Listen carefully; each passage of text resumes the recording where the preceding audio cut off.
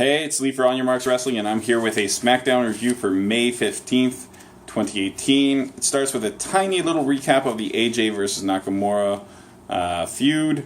They explain that there's going to be a match tonight, and it's to determine the stipulation for their match at Money in the Bank. Then we get into the real show. It's got Renee Young in the ring. She calls out Daniel Bryan. Crowd cheers his name extremely loudly. Let me get my pages split up here. She says that he took the loss to Rusev hard. He says, I did, but he says, when I first came back, I was just happy to be back, but now I need to win. I want to become champion. He gets interrupted by Big Cass, who says he's the reason that Daniel Bryan lost to Rusev, and he says that he intends to make Bryan's comeback a failure, and he also says that he tapped out to Bryan at Backlash early so that he could beat him up some more. Gets into the ring. Bryan attacks his knee very aggressively. It's as brutal as you'd expect a face to ever do, so that's cool. We have New Day versus The Bar. This is to determine one of the members of one of these teams is going to go into Money in the Bank. For New Day, Kofi's on the sidelines for this one. Miz is on commentary. He's doing a good job of kind of saying, you know, if I was in a tag team, it'd be hard for us to decide who would go on next. This might cause some rifts and stuff like that. The match is pretty good. There's a tope con hilo by Xavier. It goes to the commercial. It comes back, and he's just taking a ton of damage. Big E gets a hot tag at one point, suplexes Cesaro and Sheamus, and hits a Uranagi. There's a double DDT by The Bar onto Big E, but they don't get the win from that. Then Woods hits a DDT from the outside. Big E does a dive/tackle onto Sheamus, that kind of scary dive that he does to the outside. Eventually, after that happens, Woods hits a top rope elbow on Cesaro, and he gets the win. There was a sharpshooter by Cesaro somewhere in there where he struggled to get it onto Big E. It was interesting. Announcers covered it well. They said Big E has big muscular legs, so it must be difficult. That was cool. We come back from commercial. There's a creepy music promo for the Bludgeon Brothers where they kind of talk down family, friends, and joy while showing pictures of different tag teams that applied to those things. So it was the Usos, it was the Good Brothers, and then it was the New Day. That's fine. That's fine. Paige is talking to Carmella on the phone, apparently, about her celebration.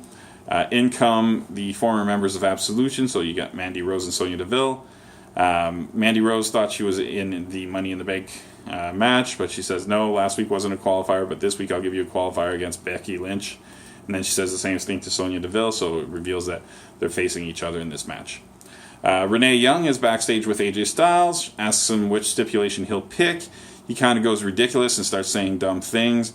And then she goes even further and says a dumb thing, and he kind of calls her out for it. I thought it was actually funny, but the crowd did not seem to like it at all. And then AJ says he speaks forearm to the face as his language, so it kind of goes with the Nakamura thing. That's fine. And next we have a match between Andrade Cien Almas and Jake Constantino, who's a local jobber, I guess. Well, maybe not a jobber, but in this case he was a jobber. This is exactly as you'd expect. Almas hits his double knees in the corner, hits a hammerlock DDT, gets the win, and then Vega basically says they're there to take over SmackDown Live. She's the good mouthpiece. She does her job. Everybody's happy. Then we have Rusev backstage, and he's thankful for having his own dressing room, and he thanks English for it, but he says he could have done better. He expected more, and then English blames the UK for that. And then English is about to sing when Lana shows up, and she talks about her qualifying match for Money in the Bank next week. There's a old guy who's, I guess, a town yeller with a bell who announces Carmella, for her celebration. The crowd is not a fan of this. Then there are three guys in Beefeaters, and they come out and they have a pillow with the belt on it. They cannot march at all. That's really sad. Carmella comes to the ring with her belt, puts on another pillow. She tells the crowd that she's going to give them an opportunity to cheer for her. They don't. She tells the crowd to bow down to her. They don't. She calls it Not So Great Britain, which I actually thought was kind of clever. Says that the crowd is just like the women's division. They don't believe she deserves her championship. That was interesting. Then Mela runs down everybody that she's better than, so she kind of goes through the current roster, and then she goes through classic or historically important wrestlers. Paige's music hits, and she says that she's going to announce Carmella's Money in the Bank opponent, and she calls out Asuka, and Carmella just leaves. So there's no real interaction between them. It's kind of strange. You kind of needed a couple words, even if it was just Paige saying anything.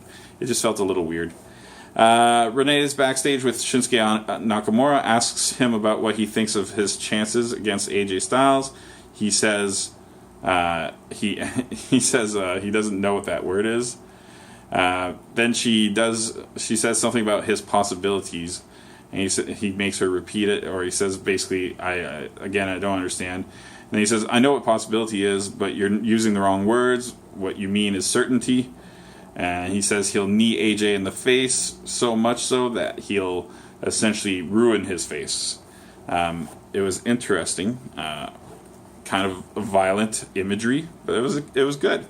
So then we got the match between Becky Lynch, Sonya Deville, and Mandy Rose. Sonya and Mandy double team Becky early on. Mandy tries to get a roll up on Deville, who's really insulted. We go to commercial. Apparently during the commercial break, Sonya hit Mandy Rose because she's out of the ring, and they're kind of talking about how bad that is. Mandy tosses Rose out, and she hits her double underhook vertical faceplant thing, which is a cool enough looking move. Sonya tosses Rose aside and gets the near fall, so basically Rose didn't get to pin Lynch. Lynch then missile dropkicks Rose while she has Sonya Deville in the electric chair position, so they all kind of fall. There's a Shining Wizard by Deville on Lynch. She gets a 2 count out of it. Then Rose accidentally bicycle knees Deville instead of Lynch. Lynch locks in the disarmor on Rose, and she gets the win that way. So she goes into Money in the Bank, and that was probably the right decision in this case. And you've planted a bit of dissension within the former Absolution faction. Then we get a cell phone promo from Samoa Joe, and as usual, it's awesome. He's talking about Big Cass.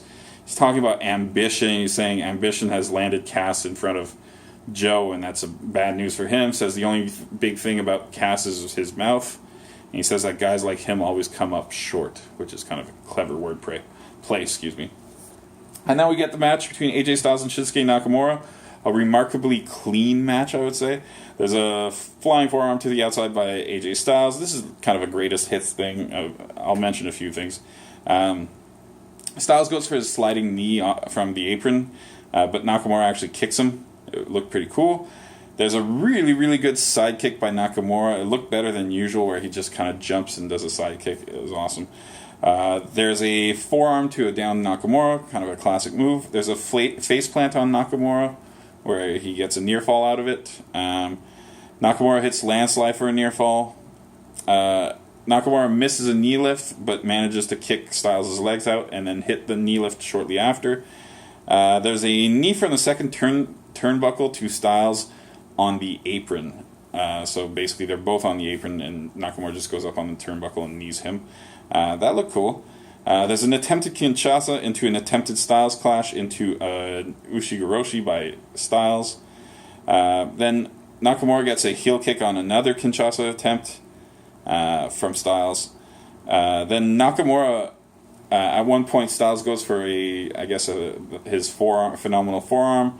Nakamura ducks out of it, and Styles kind of lands on the ref, and so the ref's a little distracted, and Nakamura basically fakes a low blow. And Styles kind of defending himself and a little distracted, and that makes Nakamura able to hit his reverse exploder, and then Kinshasa's AJ Styles for the win. It was an interesting ending, kind of reminiscent of Eddie Guerrero, but not quite that far. I thought this whole episode felt a little strange. I don't know why, because the in-ring was fine. There was actually a couple good matches. The promos weren't bad, but for some reason I just wasn't feeling it all the time. And the UK crowd is usually pretty good, and they were loud at some parts, but I don't know. I just wasn't as into this. Oh, I forgot to mention, the Iconics did a word association promo before the final match, which was pretty good. So it was basically Peyton Royce saying words and Billy Kay kind of associating words to it. It was fine. So yeah, this whole thing was kind of, I'm going to go ahead and still give it a 7 out of 10. It was still watchable. It just felt a little strange. All right. Thanks for watching.